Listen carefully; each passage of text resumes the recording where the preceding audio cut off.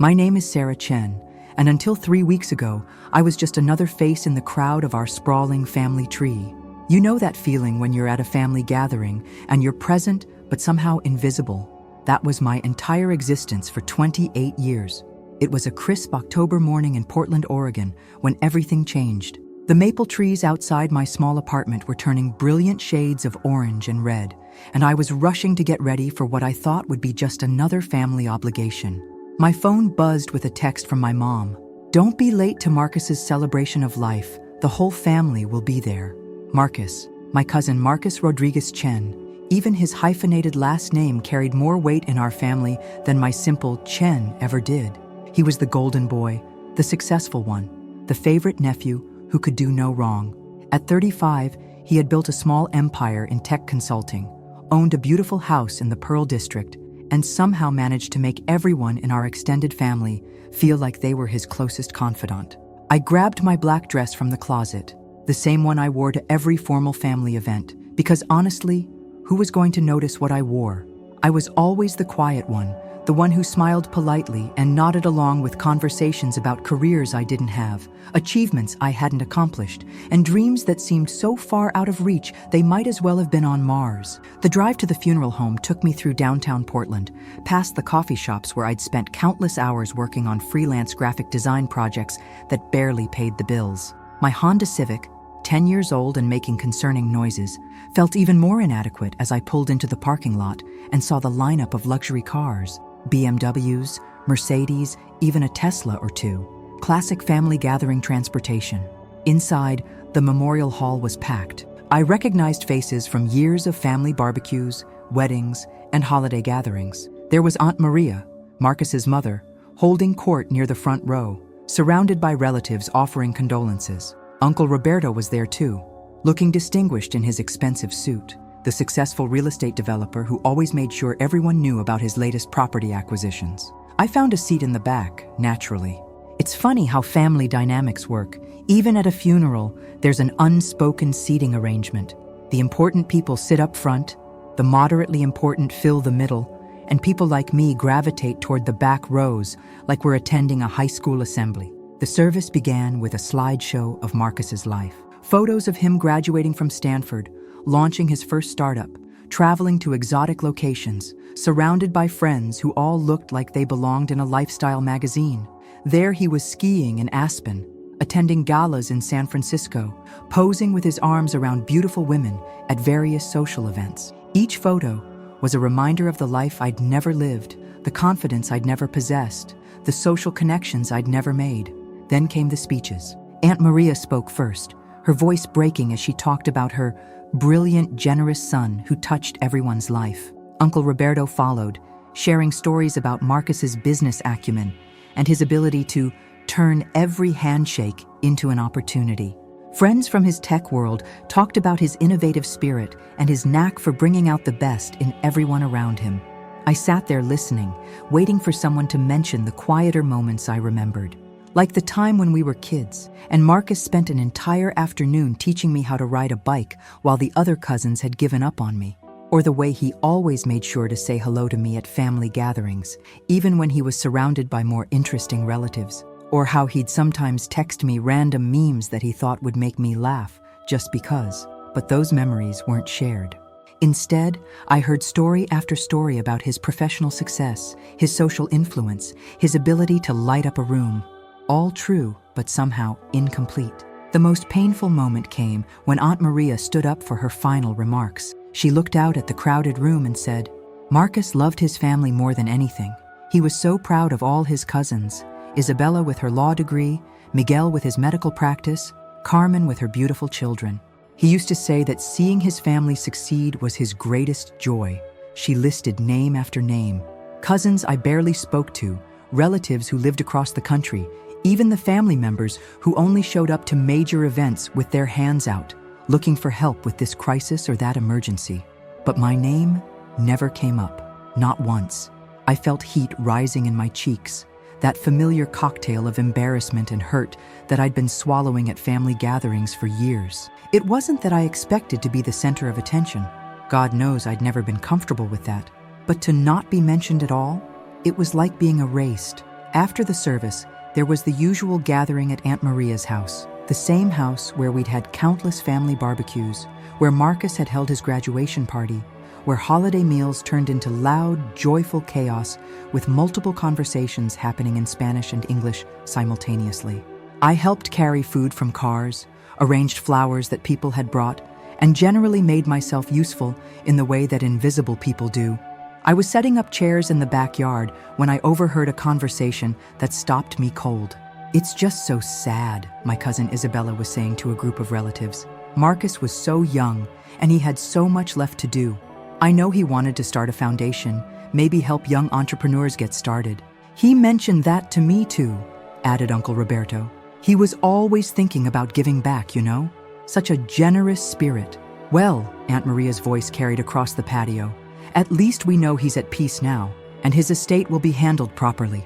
His lawyer said everything was very straightforward, very well organized. That's our Marcus, always thinking ahead." I finished arranging the chairs and went inside to help with the food. The kitchen was full of women from our extended family, all bustling around with the kind of organized chaos that happens when Hispanic families gather. There were casserole dishes and aluminum trays everywhere, the smell of homemade tamales mixing with store-bought flowers and coffee. "Sara, mija," my mom appeared beside me. "Can you help your tia with the drinks?" I nodded and started filling glasses with ice, listening to the conversations flowing around me. More stories about Marcus, more memories being shared, more plans being made for how the family would cope with this loss. "He was like a son to all of us," Aunt Elena was saying. "Always checking in, always remembering birthdays, always ready to help with whatever anyone needed." "Remember when he helped Miguel get that interview at the hospital?" someone else added. "He knew someone who knew someone, made a couple of calls, and just like that, Miguel had his foot in the door. And when Carmen needed a down payment for her house," another aunt chimed in. "Marcus didn't hesitate, just wrote the check like it was nothing." I kept filling glasses, kept nodding, kept smiling, because that's what you do when you're the invisible family member. You listen to stories about how wonderful everyone else is, how generous everyone else is, how connected everyone else is, and you pretend it doesn't sting. The afternoon stretched on with more of the same. People sharing memories, making plans, talking about how they'd stay in touch, how they'd honor Marcus's memory. I found myself gravitating toward the edges of conversations, present but not participating, included but not integral. As the sun started to set, families began gathering their things and saying their goodbyes. I was helping load leftover food into people's cars when my mom found me. "You've been quiet today, mija," she said, her hand on my shoulder. "I know this is hard. Marcus was special to all of us." I nodded, not trusting my voice. How could I explain that it wasn't just grief I was feeling, but a deep sense of invisibility that had been building for years and had somehow crystallized during those speeches when my name was never mentioned? "I'm just tired, Mama," I said finally. "It's been a long day." She hugged me, and I could smell her familiar perfume mixed with the scents of the kitchen. "Drive safe, okay? And call me tomorrow. We should have lunch sometime this week." I nodded and gathered my purse. As I walked to my car, I could hear laughter and conversation still flowing from the house. The celebration of Marcus's life was winding down, but the connections he'd fostered, the relationships he'd built, the impact he'd made, all of that would continue. Driving home through the darkening Portland streets, I couldn't shake the feeling that had been growing all day. It wasn't just sadness about losing Marcus, though that was real. It was something deeper, more complicated. It was the recognition of my own place in the family ecosystem and how small that place really was. I'd always known I wasn't the standout cousin. I wasn't the lawyer or the doctor or the successful entrepreneur. I didn't have the big house or the fancy car or the impressive social circle. But somehow, I'd never fully grasped how invisible I'd become until I heard my aunt list every important family member and realized that, to her, I simply didn't make the cut. Back in my apartment, I changed out of my black dress and into comfortable pajamas. I made myself a cup of tea and sat by the window, looking out at the maple tree that had shed more leaves since morning. Change was happening everywhere, I thought. Seasons shifting, people passing away, families reorganizing themselves around absence. I opened my laptop, thinking I might work on a design project to distract myself, but instead found myself scrolling through photos on my phone, pictures from family gatherings over the years, and there I was in the background of most of them, sometimes smiling, sometimes helping with food or children, always present but rarely the focus. In one photo from last Christmas, I noticed something that made me pause. While everyone else was posing for the camera, Marcus was looking at me. I was arranging gifts under the tree, and he had this small smile on his face, like he was appreciating something about that moment that no one else was paying attention to. I closed the laptop and finished my tea. Tomorrow, I'd go back to my freelance projects, back to my quiet life, back to being the family member who showed up but didn't quite belong. But tonight, I just sat with the complicated grief of losing someone who had been kind to me, even if that kindness hadn't been remarkable enough to mention at his memorial service. Little did I know that in exactly 5 days, my phone would ring with news that would change everything about my place in this family. News that would make me question everything I thought I knew about Marcus, about myself, and about what it really means to be seen and valued by someone you love. But tonight, I was still just Sarah Chen, the invisible cousin, mourning quietly in my small apartment while the rest of the family moved on with their important, connected, visible lives. 5 days after Marcus's funeral, I was sitting in my favorite coffee shop in the Hawthorne district, working on a logo design for a local bakery that was paying me roughly the equivalent of minimum wage for what should have been a $1,000 project. But when you're a freelance graphic designer with no prestigious client list and a portfolio that screams capable but not exceptional, you take what you can get. The coffee shop was one of those quintessentially Portland places: exposed brick, reclaimed wood tables, local art on the walls, and baristas with elaborate tattoos who knew way more about coffee beans than I knew about anything. I'd claimed my usual table by the window where I could watch the neighborhood come to life while I worked. My phone rang just as I was adjusting the kerning on the bakery's logo for what felt like the 100th time. The number looked official, one of those local Portland numbers that could be anything from a dentist's office to a telemarketer. I almost let it go to voicemail, but something made me answer. "Is this Sarah Chen?" The voice was professional, courteous, with just a hint of something I couldn't identify. Nervousness, maybe? "Yes, this is Sarah. Ms. Chen, this is David Morrison from Morrison, Walsh & Associates. We're a law firm here in Portland, and I was Marcus Rodriguez Chen's attorney. I was wondering if you might have some time to come in and speak with me today. It's regarding Marcus's estate." I felt my stomach drop. "I'm sorry. I think you might have the wrong person. Marcus was my cousin, but we weren't particularly close. You probably want to speak with his mother. Or maybe my Uncle Roberto?" There was a pause. "No, Ms. Chen. I have the right person. I've been trying to reach you for several days, actually. This is quite important, and I really would prefer to discuss this in person. Would you be available to come in this afternoon?" I looked around the coffee shop, at my laptop screen, with its half-finished logo, at the world that had seemed so predictable just 30 seconds earlier. "Can you tell me what this is about? I'd rather discuss the details in person, but I can tell you that Marcus named you as a beneficiary in his will. There are some significant matters we need to address." A beneficiary. The word felt foreign in my mouth when I repeated it. "I'm sorry, what?" "Please, Ms. Chen, could you come in around 3 o'clock? Our offices are downtown on 5th Avenue. I agreed, mostly because I was too stunned to do anything else. After hanging up, I stared at my phone for a solid 5 minutes, trying to process what I'd just heard. Marcus had left me something in his will? That made no sense. We'd been friendly, sure, but we weren't close enough for him to think of me when planning his estate. The rest of the morning passed in a blur. I finished the logo design on autopilot, sent it to the client, and spent way too much time Googling Morrison, Walsh & Associates to make sure this wasn't some elaborate scam. The law firm was real, respectable, and expensive looking based on their website photos. At 2:45 p.m., I found myself standing outside a sleek office building downtown, wearing the only business-appropriate outfit I owned, a navy blue dress I'd bought for job interviews that never seemed to pan out. The law offices were on the 15th floor, all glass and chrome and the kind of understated luxury that screamed, "We charge $500 an hour." David Morrison turned out to be a man in his 50s with kind eyes and the patient demeanor of someone who'd delivered a lot of life-changing news over the years. His office overlooked the Willamette River, with a view that probably cost more than my annual rent. "Thank you for coming in, Ms. Chen," he said, gesturing to a leather chair across from his desk. "I know this must be confusing, especially so soon after your loss. Mr. Morrison, I think there might be some mistake. Marcus and I were cousins, but we weren't particularly close. I can't imagine why he would include me in his will." He opened a thick file folder and pulled out several documents. "Ms. Chen, I've been Marcus's attorney for the past 8 years. I helped him draft his will, and I can assure you there's no mistake. You are indeed named as a beneficiary. In fact, you're named as the sole beneficiary of his primary estate." The words hit me like cold water. "I'm sorry, what?" Marcus's will is quite straightforward. After a few small personal bequests to family members, some jewelry to his mother, his car to his uncle, things like that, the remainder of his estate goes to you.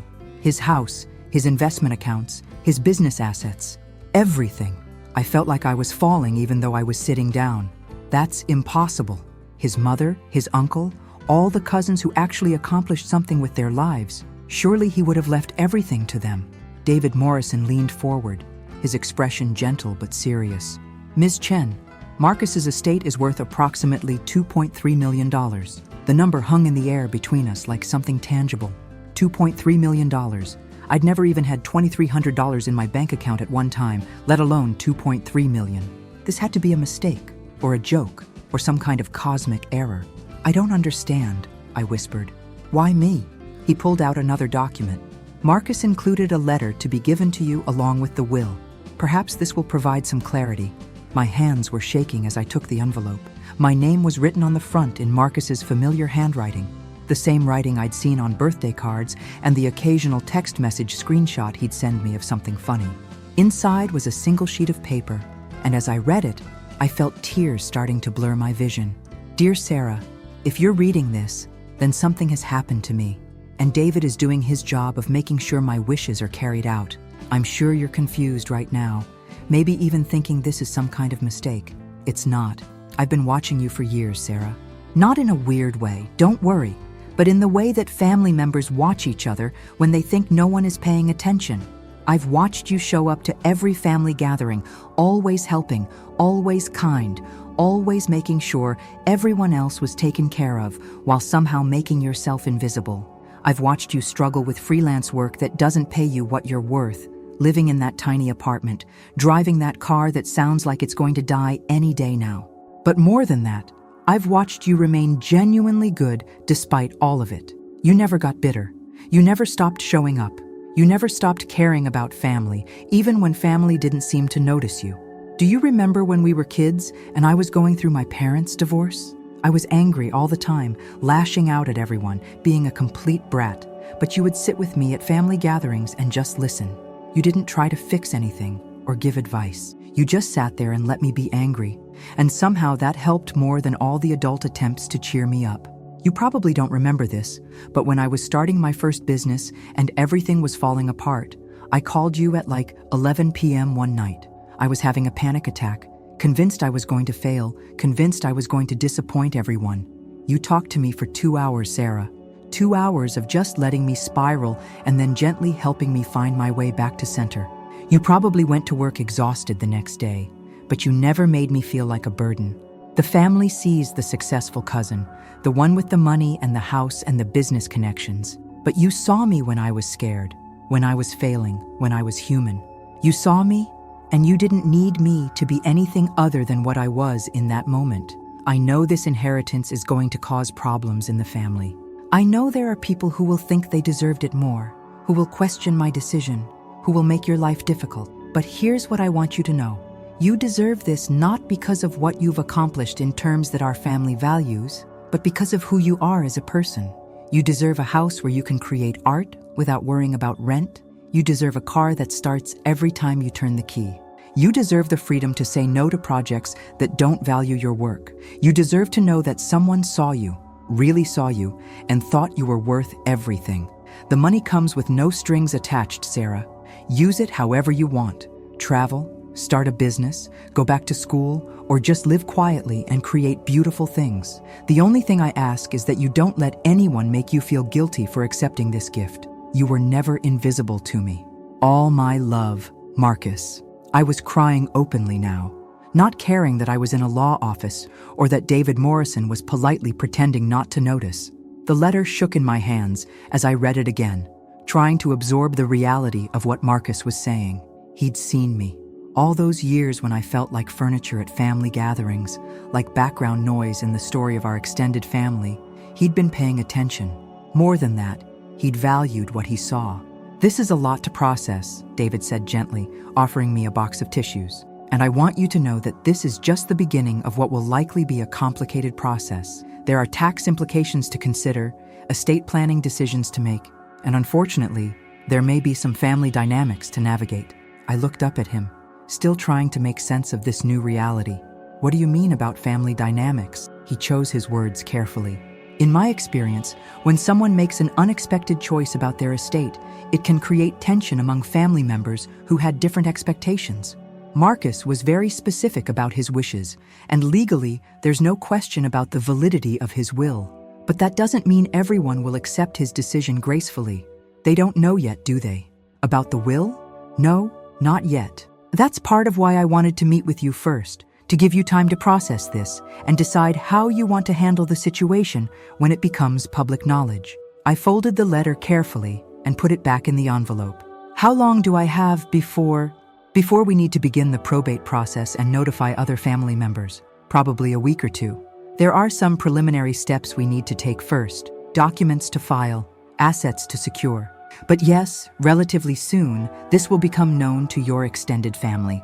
As I left the law office, my head was spinning with more than just the financial reality of what had happened.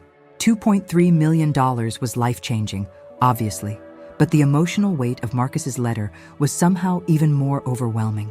I walked through downtown Portland in a daze, past the food trucks and the tourists and the business people hurrying to meetings. Everything looked the same, but I felt like I was seeing the world through different eyes.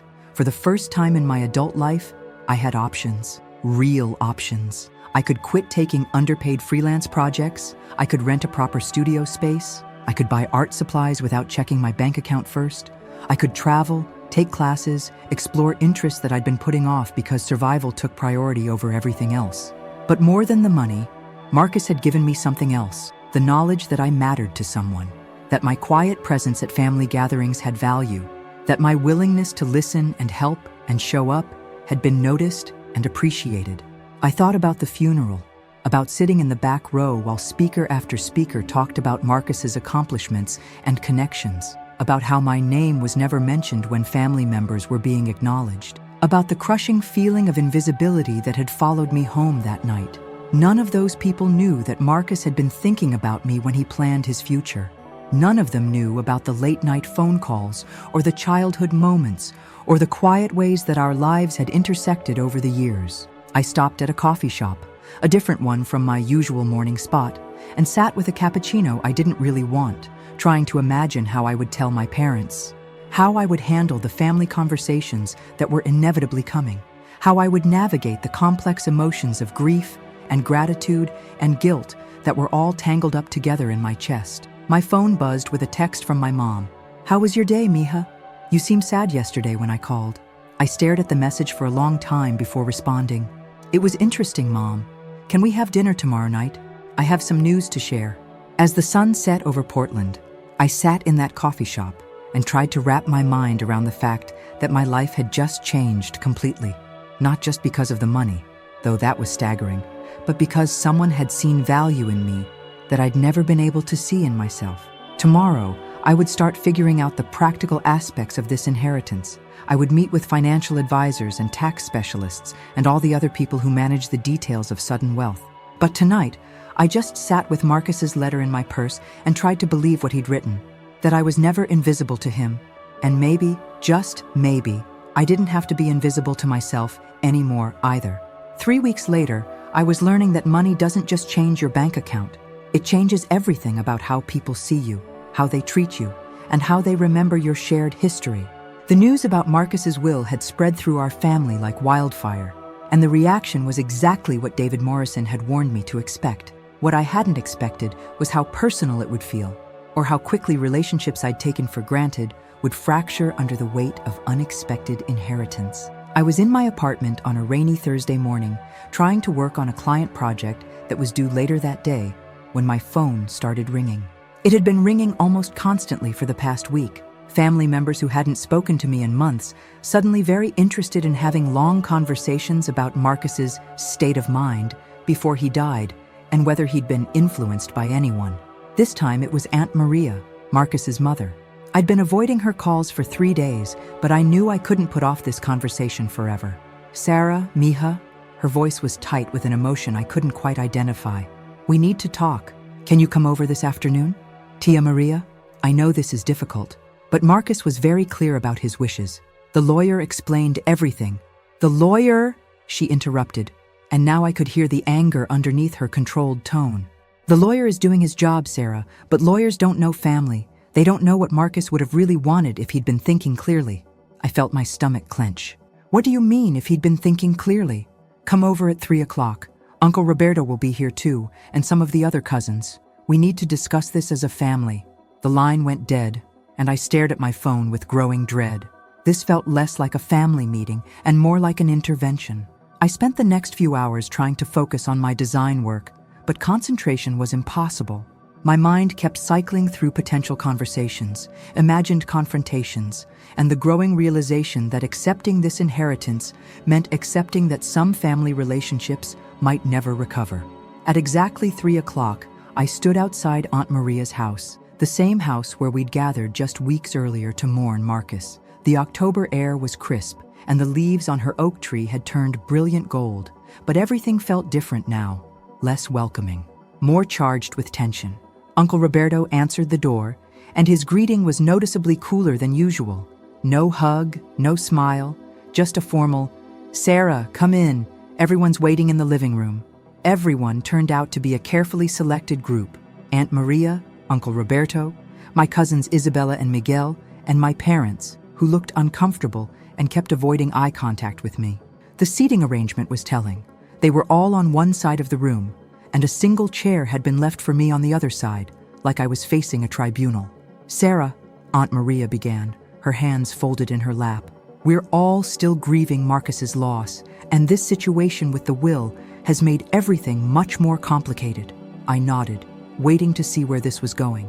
"The thing is, mija, we've been talking as a family, and we're all very concerned about Marcus's decision. It just doesn't make sense, you know? Marcus was always so thoughtful about family, always making sure everyone was taken care of. For him to leave everything to just one person, especially," Uncle Roberto added, "to someone who wasn't really involved in his life. No offense, Sarah, but you and Marcus weren't particularly close. You didn't work together. You didn't socialize together. You barely spoke except at family gatherings." I felt heat rising in my cheeks. "That's not exactly true." "Sarah," Isabella interrupted, her lawyer voice in full effect, "we're not trying to attack you personally. We're trying to understand what happened here. Marcus had been under a lot of stress with his business, and sometimes when people are dealing with pressure, they make impulsive decisions." "Are you suggesting he wasn't competent when he made his will?" I asked, surprised by the steadiness of my own voice. "Not incompetent," Miguel said carefully, "but maybe not thinking about the broader implications. Marcus loved this family. He loved all of us. It just seems impossible that he would want to create this kind of division." My mother finally spoke up, her voice small and apologetic. "Sarah, maybe we could talk about sharing some of the inheritance? Not all of it, of course, but enough so that everyone feels like Marcus remembered them?" The room fell silent, and I realized that this was what they'd all been building toward. Not a conversation about grief or family unity, but a negotiation about money. "I have Marcus's letter," I said quietly. "He explained his decision. He was thinking clearly, and he was very specific about what he wanted. Letters can be influenced," Uncle Roberto said carefully. "People can pressure someone into writing things, especially if that person is vulnerable or isolated." The implication hung in the air like smoke. They were suggesting that I had somehow manipulated Marcus into changing his will, that I had taken advantage of him in some way. "That's not what happened," I said, and now my voice wasn't steady anymore. I had no idea Marcus was even thinking about his estate. I was as surprised as anyone. "But you must have known you were in the will," Isabella pressed. "People don't just leave their entire fortune to someone without discussing it first." "I didn't know. I swear to you." I had no idea. Aunt Maria leaned forward, and for a moment, her expression softened. Sarah, I know you're not a malicious person, but think about what Marcus would want now, seeing how this is tearing the family apart. Would he want his death to cause this kind of pain? It was a masterful manipulation, and I felt myself wavering, because she was right, wasn't she? Marcus had loved his family. He wouldn't want his generosity toward me to destroy relationships or create lasting resentment. But then I thought about his letter, about the specific words he'd used. He'd anticipated this exact conversation. He'd known there would be pressure, known that people would question his decision, known that I would be made to feel guilty for accepting his gift. Marcus knew this would be difficult, I said finally. He wrote about it in his letter. He said people would think they deserved the inheritance more, would question his decision, would make my life difficult. But he also said the money came with no strings attached, and the only thing he asked was that I not let anyone make me feel guilty for accepting it. The temperature in the room seemed to drop 10 degrees. So that's it? Uncle Roberto's voice was hard now. You're going to take millions of dollars and walk away from your family? That's not what I'm doing. It's exactly what you're doing, Isabella snapped. You're prioritizing money over family relationships. This isn't about prioritizing money, I said, standing up. This is about honoring Marcus's wishes and accepting that maybe, just maybe, he saw something in me that the rest of you never bothered to notice. Aunt Maria's eyes filled with tears. How can you be so selfish, Sarah? Marcus was my son. I raised him. I sacrificed for him. I loved him every day of his life. And you think you deserve his legacy more than I do? The words hit me like a physical blow, because part of me believed them. Who was I, really, compared to the woman who had given Marcus life? What had I ever done to earn this level of generosity? But then I remembered something else from Marcus's letter. You deserve this, not because of what you've accomplished in terms that our family values, but because of who you are as a person. I'm not saying I deserve it more than anyone, I said quietly. I'm saying Marcus made a choice, and it was his choice to make, not ours. My father, who had been silent throughout the entire confrontation, finally spoke. Sarah, maybe you could just think about it. Take some time to consider what would be best for everyone. I looked around the room at faces that had been part of my life since childhood. These were people I'd celebrated holidays with, shared meals with, grown up alongside. But in this moment, they felt like strangers. Strangers who had never really seen me as an individual worthy of consideration until I became an obstacle to their financial expectations. I've thought about it, I said, and I've decided to accept Marcus's gift with gratitude. I gathered my purse and headed toward the door, but Aunt Maria's voice stopped me. If you walk out that door with that attitude, don't expect to be welcome at family gatherings anymore. Don't expect Christmas invitations or birthday calls or any of the things that make us family. I turned back to face her. Tia Maria, with all due respect, I've been attending family gatherings for 28 years, and until 3 weeks ago, no one even mentioned my name when listing the important family members. Maybe being excluded won't feel as different as you think it will. The silence that followed was deafening. I left the house and sat in my car for 10 minutes, crying and shaking with adrenaline and trying to process what had just happened. In the space of one conversation, I'd apparently been disowned by most of my extended family. The people who were supposed to love me unconditionally had made their love conditional on my willingness to give up the gift that Marcus had carefully planned and legally executed. My phone buzzed with a text from my mom. Sarah, please reconsider. Family is more important than money. I stared at the message for a long time before responding. I agree that family is more important than money, Mom. That's why I'm disappointed that everyone is willing to destroy family relationships over money. Over the next few days, the pressure campaign intensified. Cousins who had never called me before started reaching out with casual conversations that inevitably turned into discussions about doing the right thing and thinking about what Marcus would really want. Aunts and uncles began sharing stories on social media about family unity and the importance of considering everyone's feelings during difficult times. Posts that felt clearly directed at me. The most painful call came from my cousin Carmen, who I'd always liked and thought liked me too. Sarah, she said, I know everyone's been giving you a hard time, and I want you to know that I understand this is complicated, but I have to ask. My daughter Sophia needs surgery next year, and insurance isn't going to cover all of it. Marcus always said he wanted to help family members in crisis. Don't you think he would want some of his money to go toward helping Sophia? And there it was. The emotional manipulation wrapped in genuine need. The suggestion that refusing to share the inheritance meant I didn't care about my 7-year-old cousin's medical needs. It was brilliant and heartbreaking and completely unfair. Carmen, I said carefully, if Sophia needs help with medical expenses, I'd be happy to help her directly. But that's different from redistributing Marcus's entire estate because people think I don't deserve it. So you're saying you'll help Sophia, but only on your terms? Only if you get to keep the bulk of the money and play the generous benefactor? I closed my eyes, feeling the weight of every conversation like this that I'd had over the past week. That's not what I said.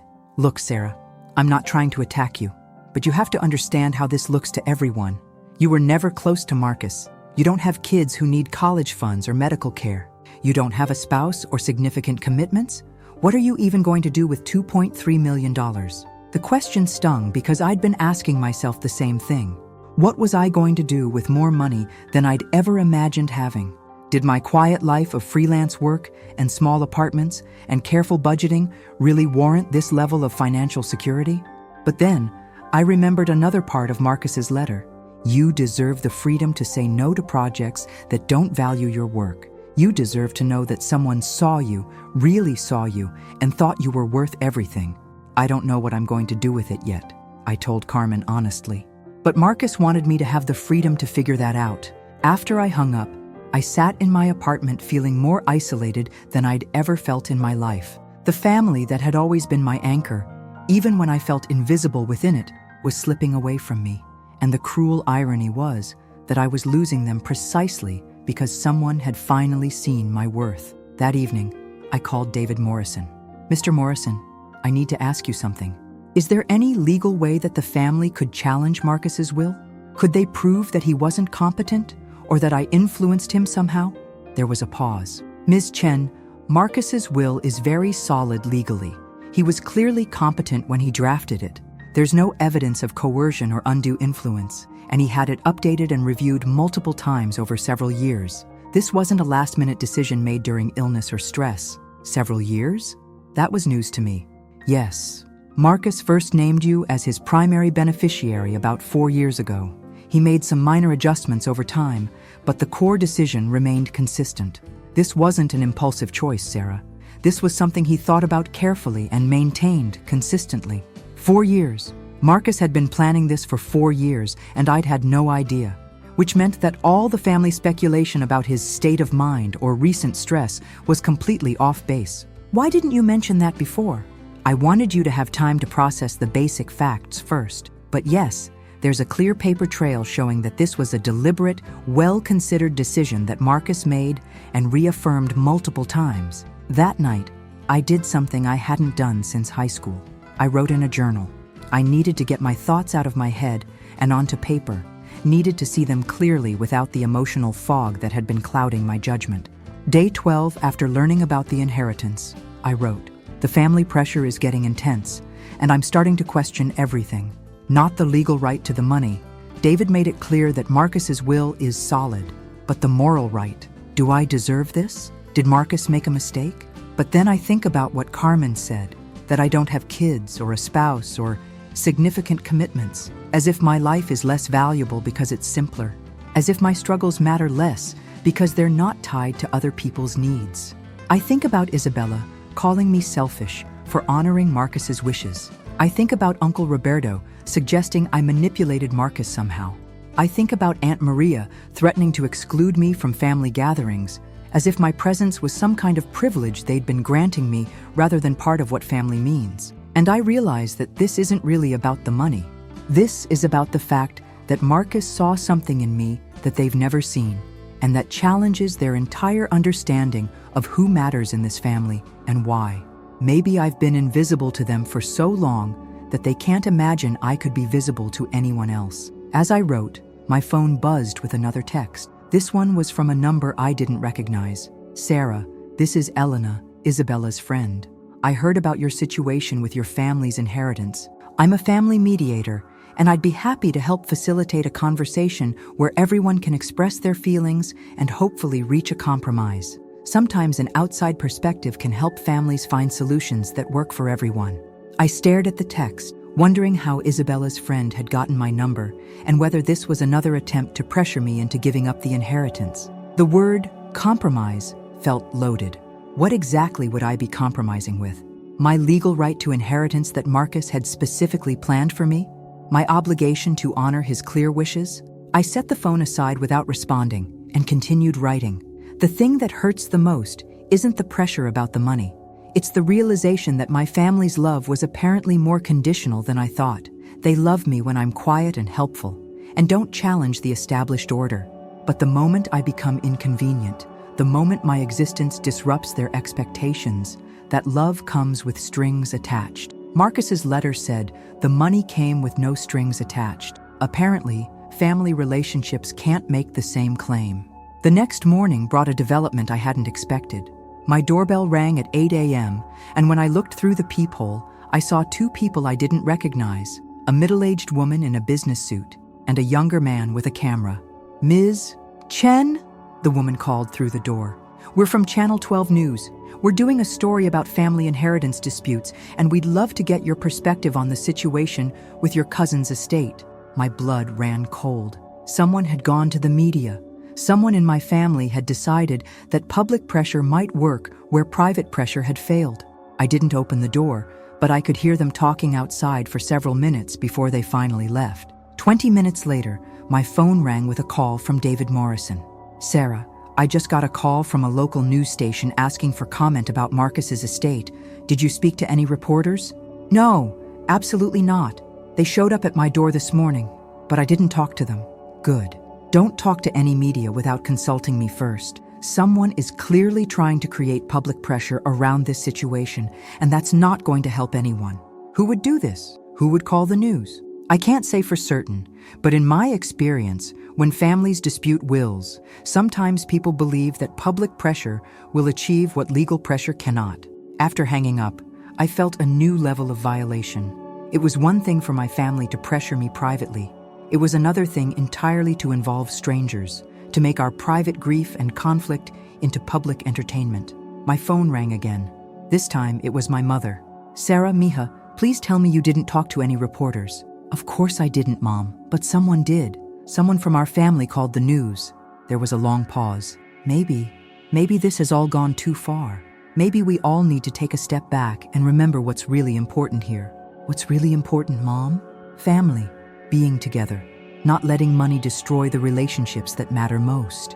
"I agree," I said. "So why is everyone willing to destroy our family relationships because I won't give up money that Marcus legally and deliberately left to me?"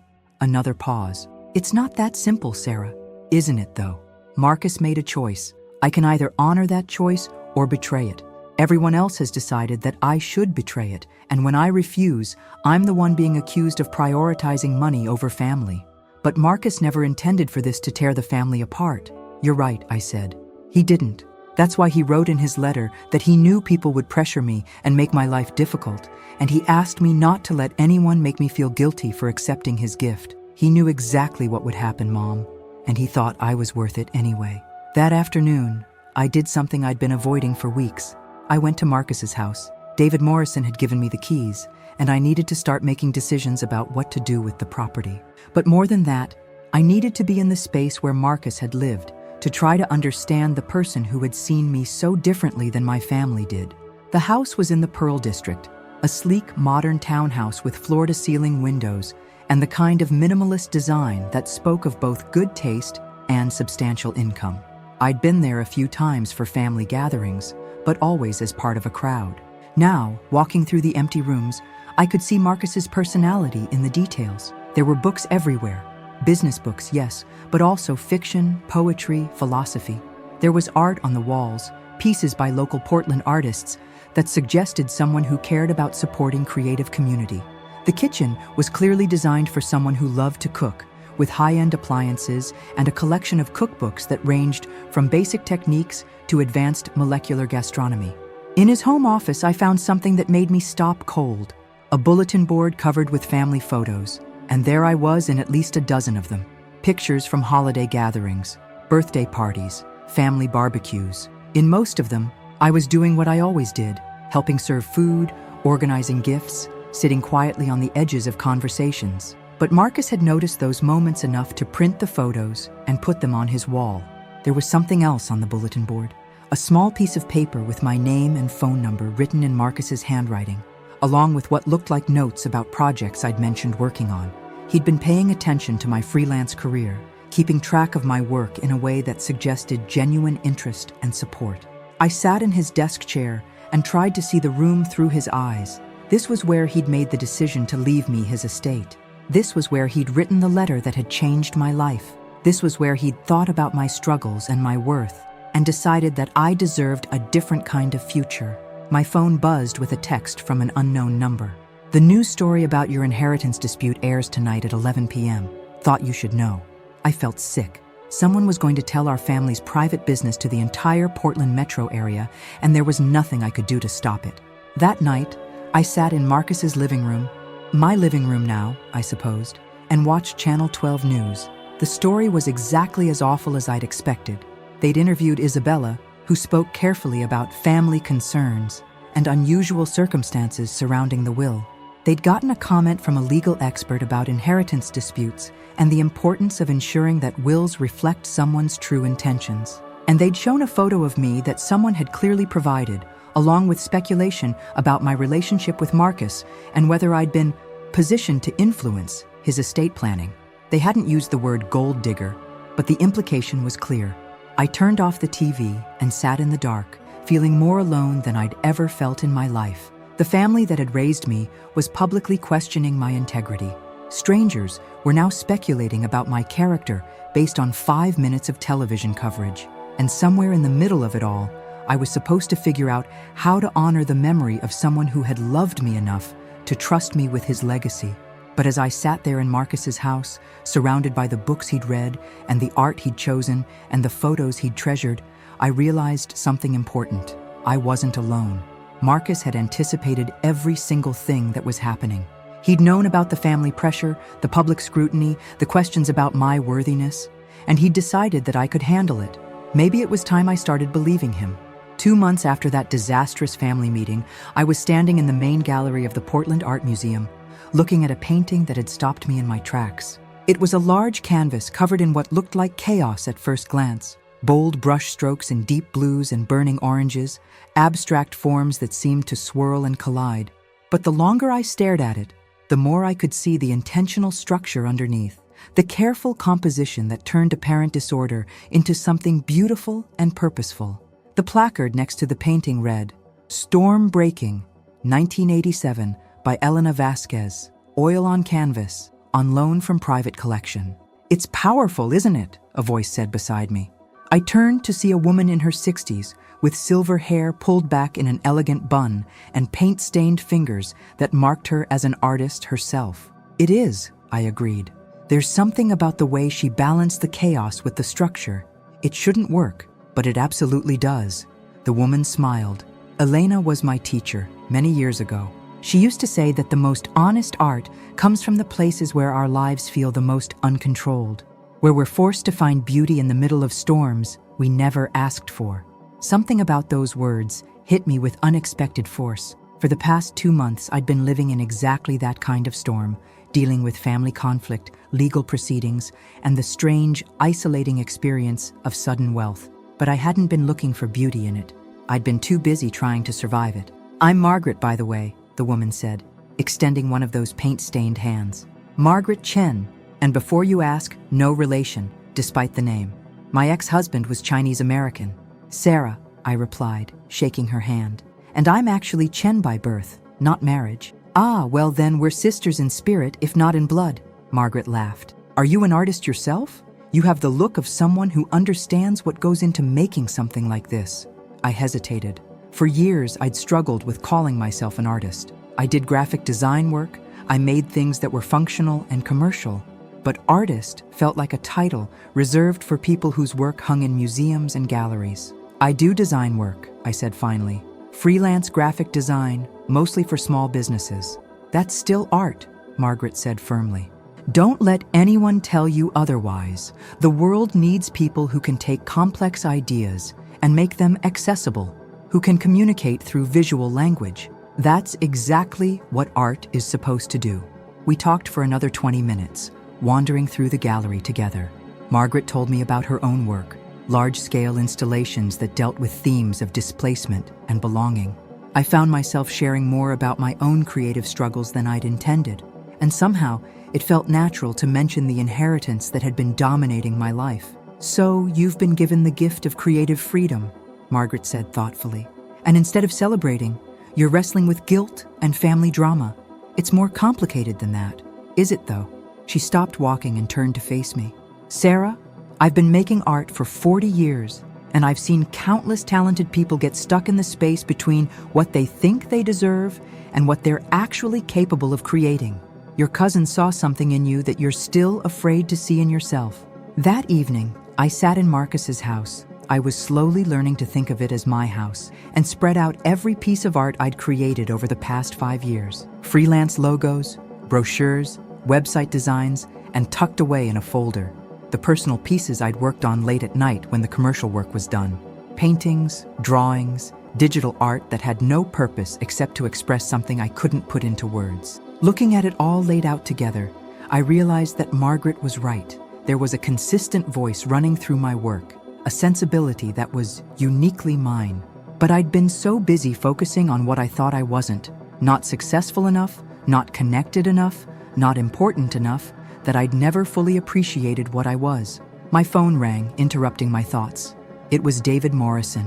"Sarah, I have some news that you should probably hear directly from me. Your Aunt Maria has decided to contest the will." I felt my stomach drop.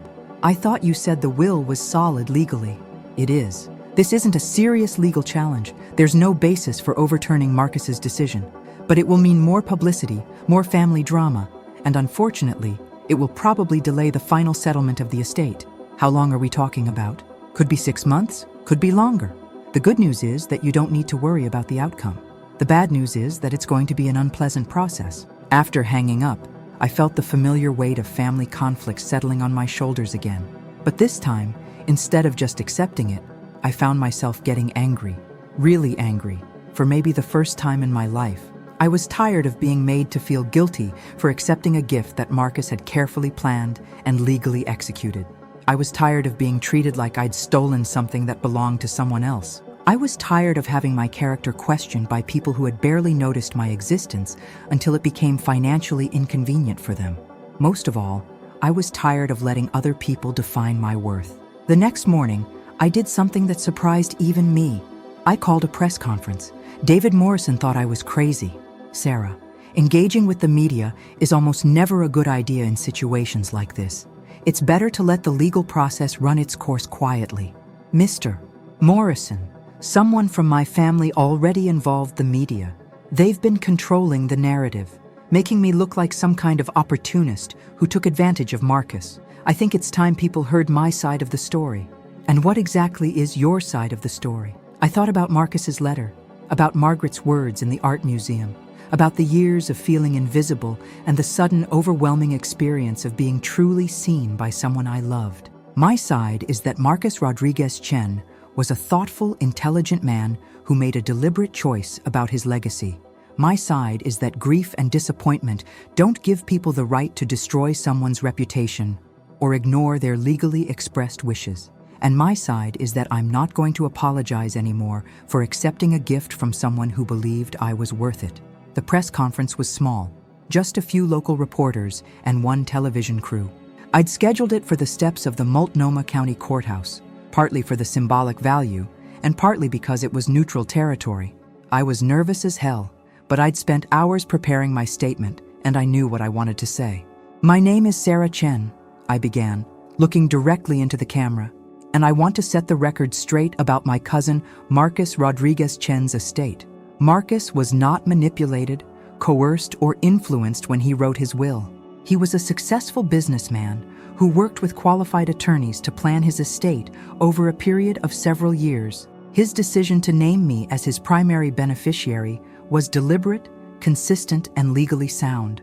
I understand that some family members are disappointed by Marcus's choice. Grief makes us all wish we could change things that are beyond our control. But disappointment doesn't give anyone the right to destroy someone's reputation or ignore the clearly expressed wishes of the person we're all supposed to be honoring.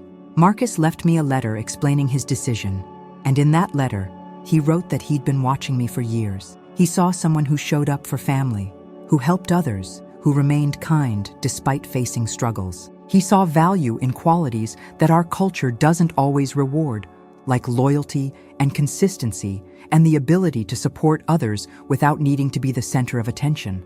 I'm not going to apologize for accepting his gift. I'm not going to apologize for believing that Marcus knew his own mind.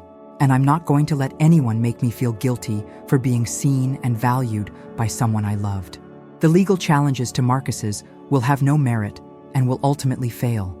But more importantly, they represent a fundamental disrespect for Marcus's memory and his right to determine his own legacy.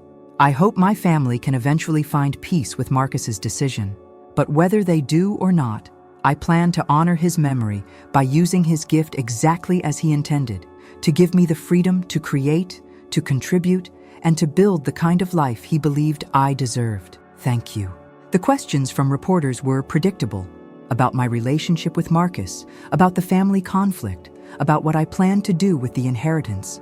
I answered them as honestly as I could, staying focused on the central points: Marcus's competence, the legitimacy of his decision, and my right to accept his generosity without shame. The story ran that evening, and the response was immediate. My phone started ringing with calls from family members who were either furious that I'd gone public or relieved that someone was finally defending Marcus's character. Social media lit up with opinions from strangers who felt qualified to judge my situation based on a 3-minute news segment. But something unexpected happened too. I started getting messages from people who said my story resonated with them.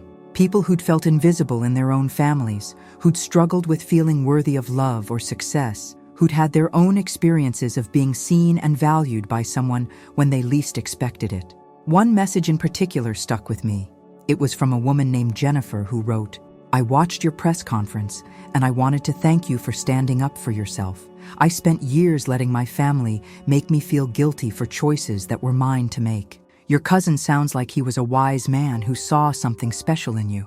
Don't let anyone convince you that he was wrong." 3 days after the press conference, I got a call that I wasn't expecting. "Sarah, this is Carmen." My cousin's voice was subdued, different from the last time we'd spoken. "Can we talk? I mean, really talk, without all the family drama and pressure?" We met at a coffee shop in the Alberta district, neutral territory away from family spaces. Carmen looked tired, older than when I'd seen her at the family meeting 2 months earlier. "I owe you an apology," she said after we'd gotten our drinks. "Not just for the way I approached you about Sophia's medical expenses, but for the way I've been thinking about this whole situation." I waited, not sure where this was going. "I watched your press conference," she continued, "and something you said really hit me. About Marcus seeing value in qualities that our culture doesn't always reward. I realized that I've been looking at this inheritance through the same lens as everyone else, thinking about who deserves what based on conventional measures of success and family hierarchy." She paused, stirring her coffee unnecessarily.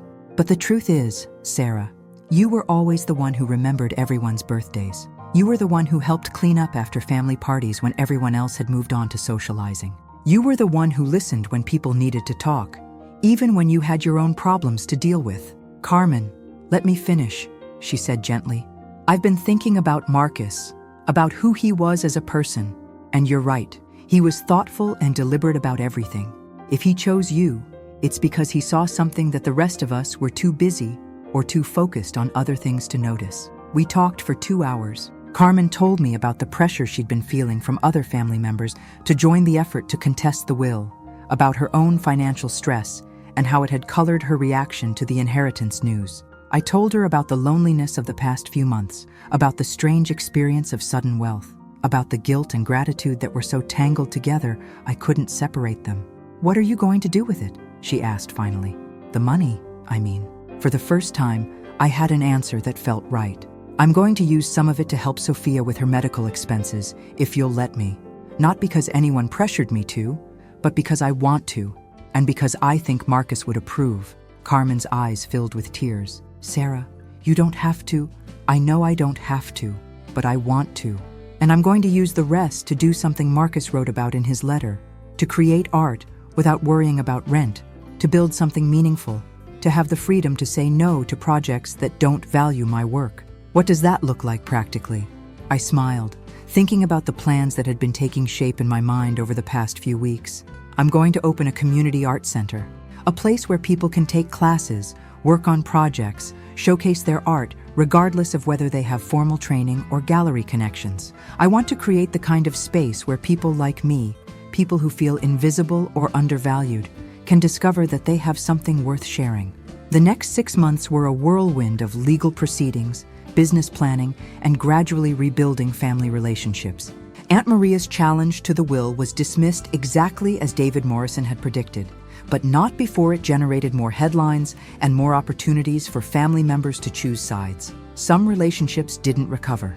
Uncle Roberto and I never spoke again after the press conference, and several cousins made it clear that they considered me a traitor to family loyalty. But other relationships grew stronger. Carmen and I became closer than we'd ever been. My parents eventually came around to supporting my decision, and even Aunt Maria and I had a tentative reconciliation after the legal challenge failed. Most surprisingly, I discovered that I wasn't the only family member who had felt invisible over the years. My cousin Miguel confided that he'd always felt pressured to live up to expectations as the doctor and had envied my freedom to pursue creative work. Isabella admitted that she'd been struggling with the demanding culture at her law firm and had been considering a career change for months. Marcus's death had forced all of us to examine our assumptions about success, worth, and what it means to be seen and valued by the people we love. A year after that terrible family meeting, I stood in the main gallery of the Sarah Chen Community Art Center, watching families explore the interactive exhibits we'd created. The space was everything I'd imagined: bright, welcoming, filled with work by artists of all skill levels and backgrounds. There was a large wall near the entrance where we displayed a rotating selection of community-created art, and that month, it featured pieces by teenagers, senior citizens, working parents, and people experiencing homelessness. The diversity of voices and perspectives was exactly what Marcus had envisioned when he wrote about my ability to see value in people that others might overlook.